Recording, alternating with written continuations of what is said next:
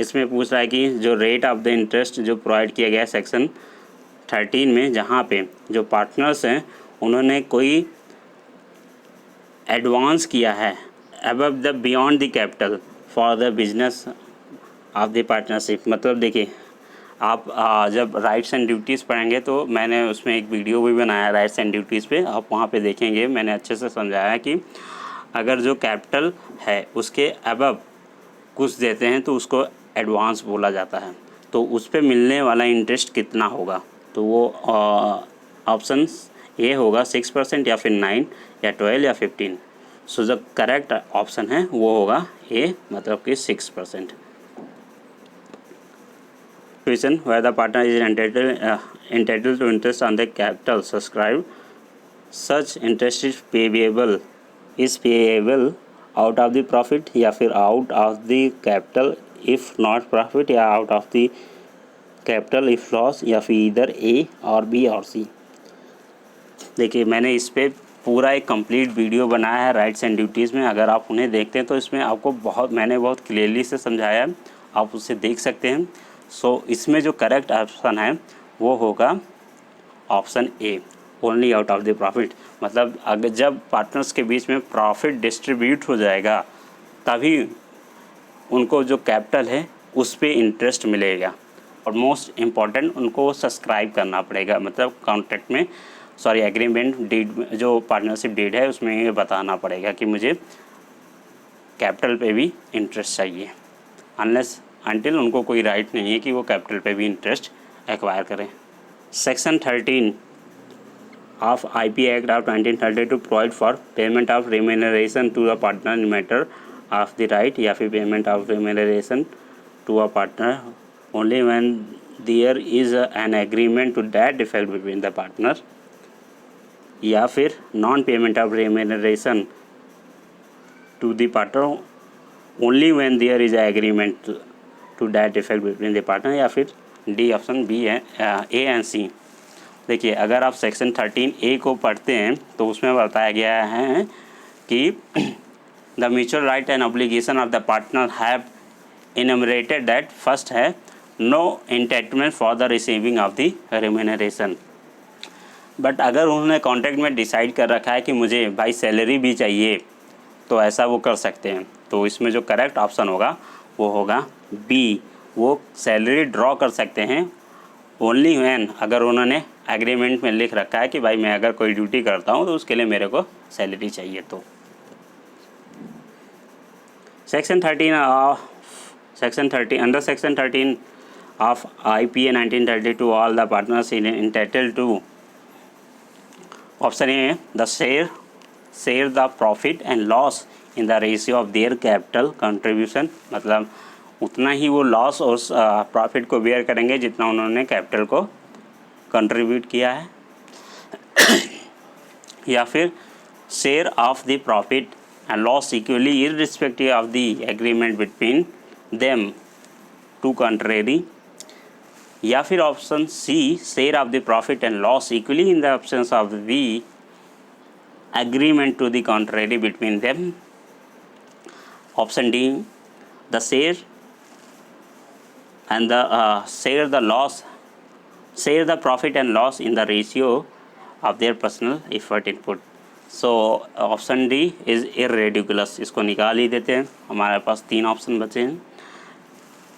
So अगर आप 13B गए सेक्शन को पढ़ते हैं तो इसका जो करेक्ट ऑप्शन होगा वो होगा ऑप्शन सी, मतलब कि sharing of the profit equally. अगर उनके बीच में कोई कॉन्ट्रैक्ट नहीं है कि वो कितना शेयर करेंगे, कितना लॉस को सस्टेन करेंगे, तो जितने भी पार्टनर्स होंगे वो इक्वली लायबल होंगे कि वो प्रॉफिट को भी शेयर करें और इक्वली लायबल होंगे कि वो लॉस को भी उतना ही सस्टेन करें। वेयर चेंज अगर इन द कॉन्स्टिट्यूशन चेंज अगर in the constitution mean fundamental change and no agreement is made. मतलब फंडामेंटल चेंज तो हो गया बट एग्रीमेंट में कोई चेंजेस नहीं हुआ है, उस केस में क्या होगा। पहला option the ratio of the profit sharing shall be equal for all the partners. Second option है the ratio of the profit sharing shall remain the same to the extent which it is consistent with the altered composition of the firm। मतलब कि जो पिछला जो उन्होंने बना रखा था उसके हिसाब से, या फिर the ratio of the profit sharing shall change in the ratio of the capital contribution, मतलब कि जितना उन्होंने कैपिटल कंट्रीब्यूट किया है उसके हिसाब से चेंज कर दिया जाए, या फिर the ratio of profit shall change in the ratio of the personal effort labour input of the partner. मतलब या फिर जितना जो पार्टनर्स है वो कितना इनपुट दे रहे हैं, कितना एफर्ट लगा रहे हैं, कितना स्किल यूटिलाइज कर रहे हैं, उसके हिसाब से उनको शेयर मिलना चाहिए। सो यहाँ पे अगर कोई कॉन्स्टिट्यूशन चेंज होता है और एग्रीमेंट में कोई चेंज नहीं होता है तो जो पार्टनर्स होंगे वो उनका जो शेयरिंग ऑफ दी प्रॉफिट होगा वो कंसिस्टेंट होगा जैसा कि पहले उन्होंने एग्रीमेंट में बना रखा था, क्योंकि यहाँ पे एग्रीमेंट ही नहीं चेंज हुआ है तो उनके बीच में कोई चेंजेस ही नहीं होगा। तो ऑप्शन सी बी होगा वो करेक्ट ऑप्शन होगा। The share of the profit shall remain the same to that extent which it consistent with the altered composition of the firm. As a general rule, by virtue of Section 30 in the Indian Partnership Act of 1932, partner is entitled to interest on the capital, not entitled to interest on the capital subscribed by him, या फिर partners is not entitled to the interest on the advance made over and above the share capital, या फिर both A and B, या फिर neither A nor C। सो इसका जो correct option होगा वो होगा बोथ A and B।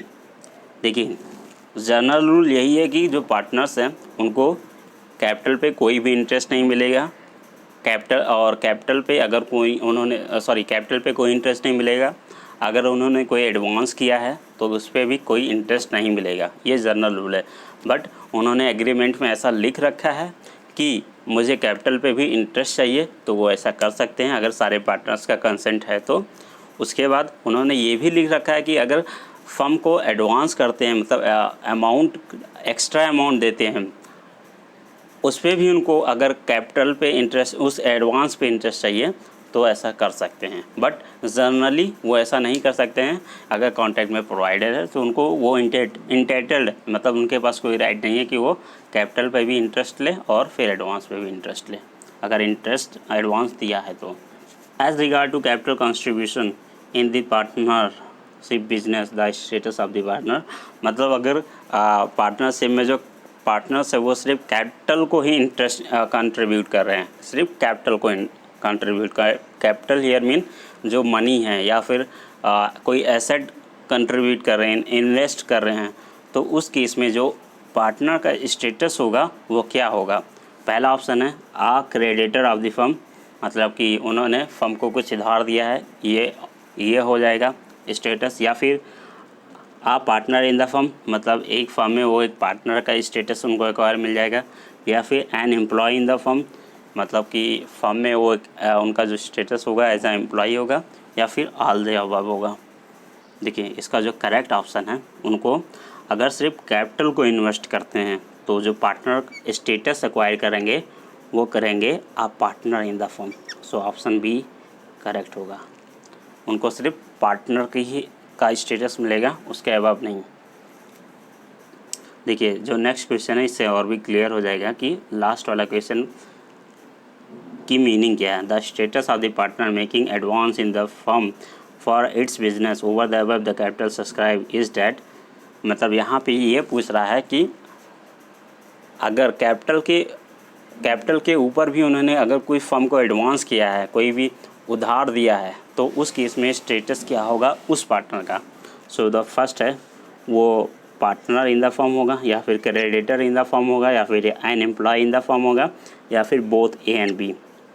सो इसमें जो उसका स्टेटस हो जाएगा, अगर किसी पार्टनर ने थोड़ा भी कैपिटल को एडवांस किया है एसेट को, तो उस फर्म के लिए वो क्रेडिटर ऑफ द फर्म हो जाएगा। So option B is the correct answer. Next question, on dissolution of the partnership ये बहुत ही इंटरेस्टिंग क्वेश्चन है, प्लस इसको मैंने अपने जो वीडियो बनाया है right and duties of the partnership उसमें भी डिस्कस किया है। On dissolution of the partnership the interest on the capital ceases mean stop runs whereas interest on the advance keep running up to the date of the payment. Next option है the payment the interest on the capital and the interest on the advance ceases to run, मतलब दोनों ही ख़त्म हो जाते हैं जिस वक्त firm dissolve हो जाएगा। ऑप्शन सी है the interest on the capital keep running up to the date of the payment where the interest on the advance ceases to run, मतलब कैपिटल पे तो आपको इंटरेस्ट मिलता ही रहेगा बट एडवांस पे कोई कैपिटल इंटरेस्ट नहीं मिलेगा। या फिर ऑप्शन डी है the interest on the capital as well as advance keep running up to the date of the payment, मतलब दोनों पे भी आपको पेमेंट मिलता रहेगा। सो इसका जो करेक्ट ऑप्शन है वो है option A.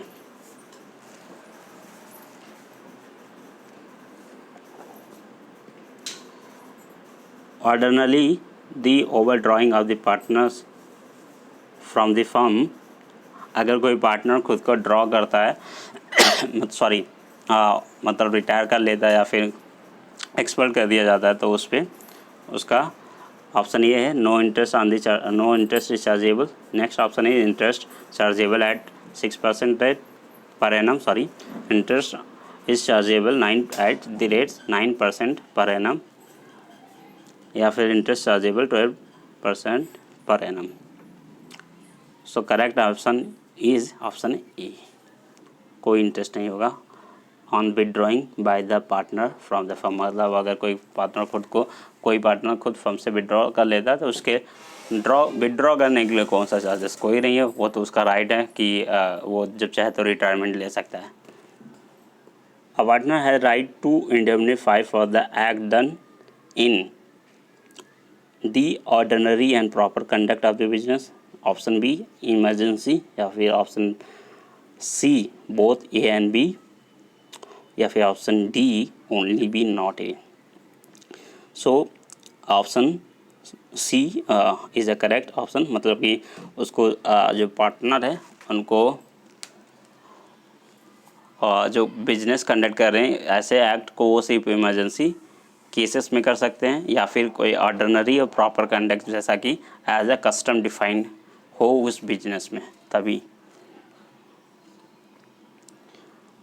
Right of indemnity lost, मतलब जो पार्टनर्स के राइट्स होती हैं कि उनको इंडेमनीफाई करेगा इंडेमनीफाई करेगा फर्म, तो वो कब किसी भी पार्टनर्स की लॉस्ट हो जाती है या खो जाती है।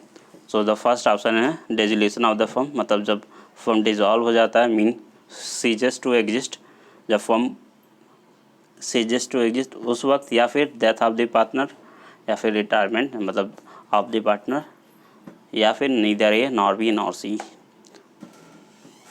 सो the correct option would be option B, जब किसी भी पार्टनर की डेथ हो जाती है उस वक्त राइट ऑफ इंडेमनिटी लॉस्ट हो जाती है।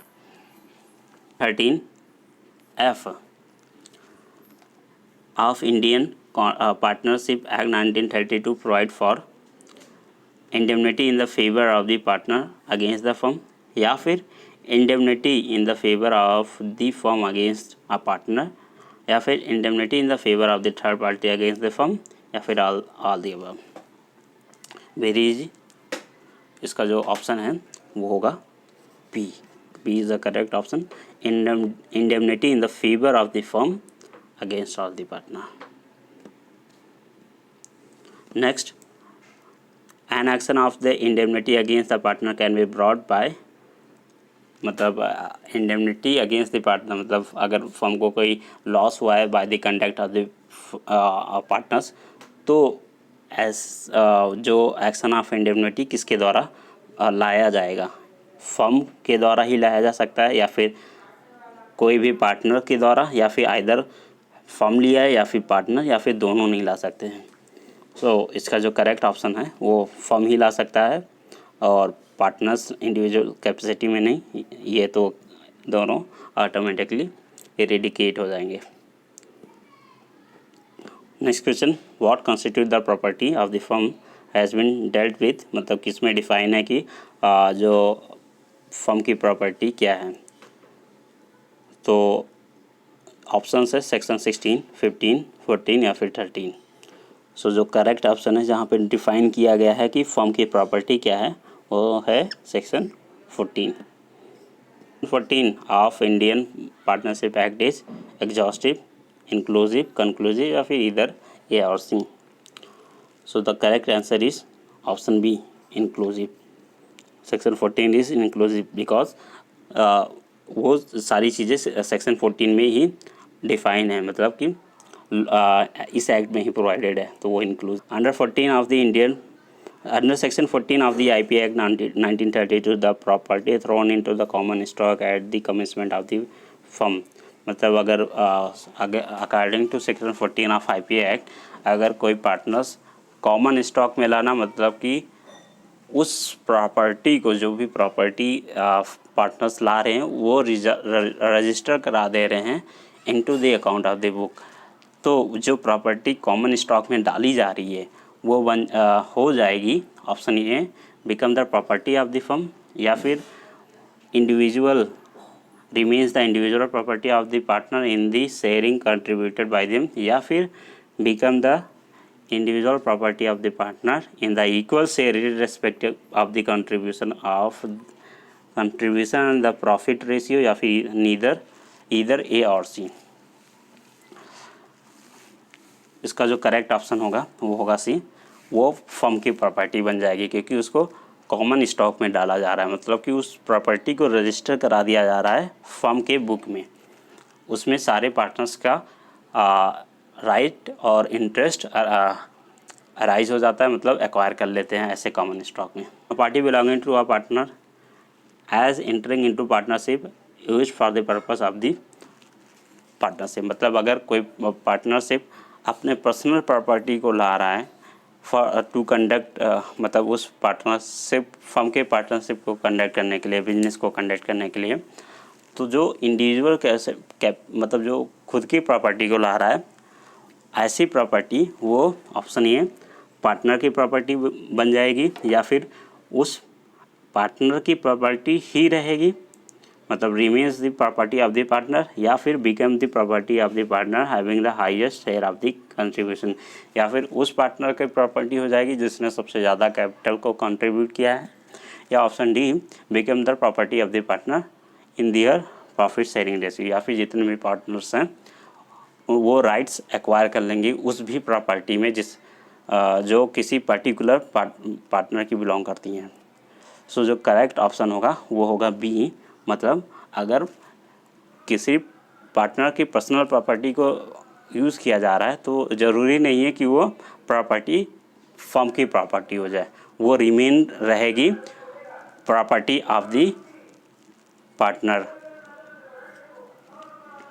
Question, all the benefit and liability arising out of the contract made on the behalf of the partner do not belongs to, option A belongs to partnership if the contract has performed before the dissolution of the firm, या फिर belongs to partnership if the contract has been performed before the retirement of the firm, option C belong to partnership if the contract has been performed after the dissolution of the firm और retirement of the firm, या फिर none of the above. So जो इसका जो correct option होगा, although question थोड़ा technical है, वो होगा ऑप्शन डी होगा इसमें करेक्ट ऑप्शन, मतलब किसी को बिलोंग नहीं करेगी जो भी प्रॉफिट या लायबिलिटी अराइज होगी out of the partnership. The property of the firm includes acquired by or for the firm, या फिर for the purpose or the in course of the business of the firm, या फिर property purchase with the money belonging to firm, या फिर all the above. Correct option would be all the above, मतलब चाहे वो acquired की गई हो after the constitution of the firm, मतलब फर्म इस्टेब्लिश हुआ उसके बाद उसने कोई नई प्रॉपर्टी खरीद ली तो वो भी फर्म की प्रॉपर्टी होगी, या फिर बिजनेस पर्पस से पार्टनर्स ने अपने प्रॉपर्टी को उसमें कॉमन स्टॉक में इन्वॉल्व करा दिया, मतलब जो अकाउंट बुक है उसमें रजिस्टर करा दिया तो वो भी फर्म की प्रॉपर्टी हो जाएगी, या फिर मनी से अपने मतलब जो प्रॉफिट हुआ या फिर मनी अर्न किया है उस बिजनेस फर्म ने, उससे अगर कोई प्रॉपर्टी बाय करती है तो वो भी फर्म की ही प्रॉपर्टी मानी जाएगी। So option D would be the correct option. When the property is purchased out of the partnership fund but in the name of the individual partner, मतलब जो प्रॉपर्टी परचेस की है वो उसमें फर्म का फंड मतलब फर्म की amount money को यूज़ किया है, बट वो पार्टनर ने अपने इंडिविजुअल कैपेसिटी में ख़रीदा है। तो ऐसे केस में जो प्रॉपर्टी होगी वो became the E state of the partner, मतलब जिस पार्टनर ने ख़रीदा है उसका ही प्रॉपर्टी हो जाएगा, उसकी ही प्रॉपर्टी हो जाएगी। या फिर बिकेम अ जॉइंट स्टेट, मतलब सारे पार्टनर्स उसमें राइट एक्वायर कर लेंगे। या फिर is a question of the fact to be determined with the reference of the intention of the partners, जब वो क्वेश्चन ऑफ द फैक्ट बन जाएगा, मतलब उसमें देखा जाएगा कि क्या क्या फैक्ट इन्वॉल्व हैं उस प्रॉपर्टी को एक्वायर करने में। या फिर is a question of the law to be decided on the legal principles. इसमें जो करेक्ट ऑप्शन है वो होगा सी। उसमें देखा जाएगा क्या सिचुएशन थे, सर्कमस्टांसेस क्या थे जब उस पार्टनर ने उस प्रॉपर्टी को एक्वायर किया इंडिविजुअल कैपेसिटी में। नेक्स्ट क्वेश्चन में the property personal property of the partner is being used in the business of the firm. It is question of the fact to be determined with the reference to the partner's intention whether it has become the property of the firm या फिर become joint estate, मतलब सारे partners उसमें right acquire कर लेंगे। या फिर remain N estate of the partners, मतलब जिस पार्टनर ने अपनी प्रॉपर्टी दी है वो उसी का ही प्रॉपर्टी रहेगा। या फिर is the question of the law to be decided on the legal principle. Little bit technical, but जो करेक्ट ऑप्शन है वो ऑप्शन ये होगा। उसमें देखा जाएगा कि मतलब क्वेश्चन ऑफ फैक्ट, मतलब जो सिचुएशंस है वहाँ पे क्या सिचुएशंस रही हैं, क्या सर्कमस्टांसेस रहे हैं और इंटेंशंस क्या रहा उस समय पार्टीज़ का, ये सारी चीज़ें कंसिडरेशन बात को ध्यान में रखते हुए उस प्रॉपर्टी को डिसाइड किया जाएगा कि वो उस इंडिविजुअल पार्टनर की प्रॉपर्टी रहेगी या फिर become the joint state of the firm. Next question है under section 14 of the Indian partnership act goodwill is the property of the business या फिर property of the managing partner, मतलब जो manage कर रहा है उस पूरे बिजनेस को। या फिर become the property of the partner having the highest share in the contribution, highest share in the profit, मतलब जिसके पास सबसे ज़्यादा प्रॉफिट जा रहा है या जिसने सबसे ज़्यादा कैपिटल को इन्वेस्ट किया है उसकी प्रॉपर्टी बन जाएगी। जो गुडविल है, goodwill mean loyalty, brand name या फिर उस ब्रांड की फेम, रिकग्निशन जो कि उस पूरे मार्केट में अवेलेबल है। या फिर property of the partner having the lowest share in the profit, या फिर उसकी प्रॉपर्टी होगी जिसका शेयर सबसे कम होगा पूरे फर्म में। सो अंडर सेक्शन 14 जो गुडविल है वो भी प्रॉपर्टी ऑफ द फर्म है। सो करेक्ट ऑप्शन होगा ए। Since the partnership property vests in all partners and every partner has an interest in the property of the firm during the existence of the partner. So इसमें जो correct option होगा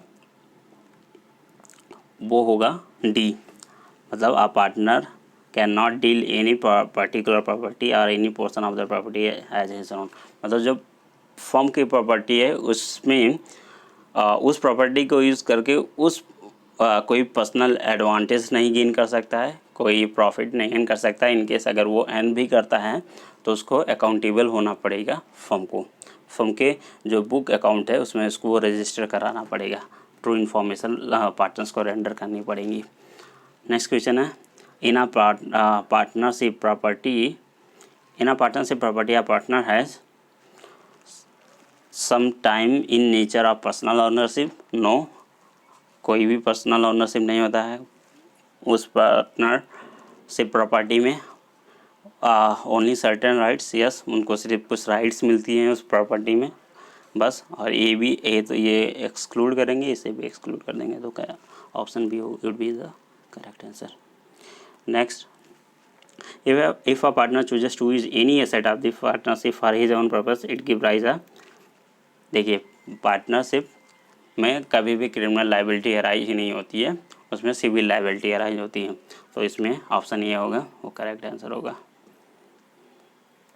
Where a partner is authorized to recover the dues of the partnership and spend some for the business of the partnership, and if he does not deposit the money so collected in the bank, a partner is accountable civilly to the other।